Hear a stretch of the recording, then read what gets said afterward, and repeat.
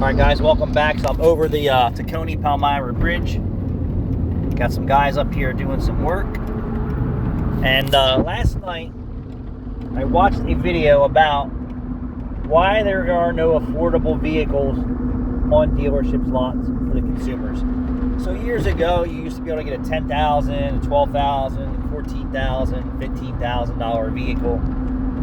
And they would actually be pretty decent vehicles, right? They were your entry-level vehicles, and some were actually well-equipped, right? You heard those terms, well-equipped. Turns out that the dealerships no longer care about volume. They care about how profitable they are. This is the dealers, not the manufacturers, the dealers. The dealers are saying, we don't want to sell cars we're not making money on anymore. If there's no profit in the deal, they don't want to sell the product. So now what happens is that gets rid of your cheaper car, right? Your cheaper cars are more of a problem, and they're cheap and there's no profits dealing with that product line, right? So for you to sell a product and have people complain about it, and there's no profits to offset the complaints, right? So if you have profit in the job, you're going to listen to a little bit of gripes and complaints about it. When there's no profit in the job, or little to no profit in the job, you kind of don't want to actually deal with the product lines, the issues, and the consumers who buy them, right? So what they say, well, let's not sell cheap cars anymore. So there are no longer any cheap vehicles, cheap trucks. There used to be a lot of that, and they were decent vehicles. And it satisfied a large portion of the consumer appetite. But the dealerships weren't making money on the upfront. Where they were making money is the chargebacks to the manufacturer, and then the service department if they can capture that customer and sell them non-warranted or non-recall or non-covered repairs. Now you don't have that. Try and buy the cheapest advertised car that they advertise, and I've done this. I looked around for the cheapest Mitsubishi vehicle that I could buy brand new for my daughter. Didn't exist.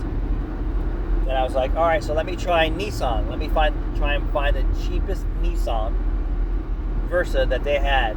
It didn't exist. Why? They used it for a loss leader to instantly try and upsell you a product that had profit in it. And that's what's going on. So what's going on in the world is no longer are the dealerships, so they claim, are interested in volume of cars that have no profits being sold. They want profitable vehicles. Well, I guess you're not going to see EV vehicles being sold on dealership lots because they're so expensive and not profitable and have a high comeback rate. So why would the dealership even want to entertain these? There has to be profit in the business system. I think in the earlier years of marketing strategies, loss leaders actually worked when the consumer didn't have access to the internet, the web, social media at their fingertips, meaning they have a tablet, a laptop, a computer, and they're saying, well, there's another value better than yours, or this or that, or this guy's going to give you this, and that, I can get this here and get that there.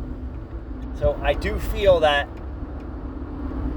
the consumer has a way bigger advantage today when it comes to shopping and educating themselves on their purchases. Not necessarily do they know that it's the best purchase for them, although the internet says, Google says, and it's more in the reach of their hands. So, you used to have a buy one, get one free kind of thing going on at supermarkets and all that stuff. People know that typically your quality products aren't buy one, get one free. And that's the way it goes. Even the economy food packaging level at the supermarkets has kind of diminished. You used to have more of a selection of those foods available in non-branded bags or clear bags. Couldn't necessarily be the same Cheerios in a bag, but not in a box, if you understand what I'm saying. And same thing with many products. If the manufacturer is supplying you a cheaper product, it's a cheaper product for many reasons, and for smaller profit margins. So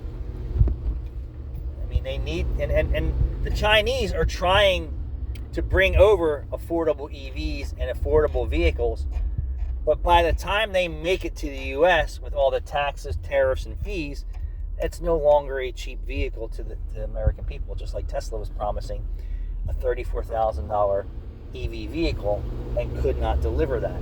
So he used the lost leader, Elon, at $34,000. I'm going to sell my Tesla vehicle to you for.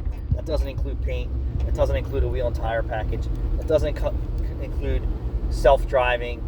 A lot of not self-included. So by the time you take and pick an engine, right? Because that model doesn't come with an engine at $34,000. As soon as you pick an engine, you added $10,000. You pick another dual motor, you added $20,000. So $50,000, $60,000 for your cheapest Tesla, right? Not a base model. You can never get one for $40,000, $34,000. It's never going to happen. So you see the new car dealerships, they don't want cheap vehicles for their consumers.